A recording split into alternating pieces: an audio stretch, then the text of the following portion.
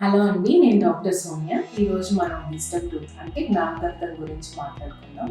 జనరల్గా జ్ఞానదంతం అనే పేరు ఎందుకు వచ్చిందంటే అది 18 ఇయర్స్ నుంచి 25 ఇయర్స్ వరకు వచ్చింది కాబట్టి దాన్ని జ్ఞానదంతం అని అంటాం. జనరల్గా జ్ఞానదంతం ఎవరు తీయించుకోవాలి అని అంటే ఆ పన్ను పుచ్చినప్పుడు కానీ, లేదంటే ఆ పన్ను వచ్చేటప్పుడు చిగురు వాపు వచ్చి నొప్పి వచ్చినప్పుడు కానీ, లేదంటే ఆ పన్ను వల్ల పక్క పన్ను డిస్టర్బ్ అవుతున్నప్పుడు కానీ దీన్ని మనం తీయించుకోవాలని అడ్వైస్ చేస్తాం. ఇది అందరూ తీయించుకోవాలి అని ఏం లేదండి. జ్ఞానదంతం జనరల్గా నార్మల్గా స్ట్రైట్గా వస్తే మనం దాన్ని మేనేజ్ చేసుకోగలిగితే ఆ పన్ను మనం ఏం తీయించుకోనక్కర్లేదు.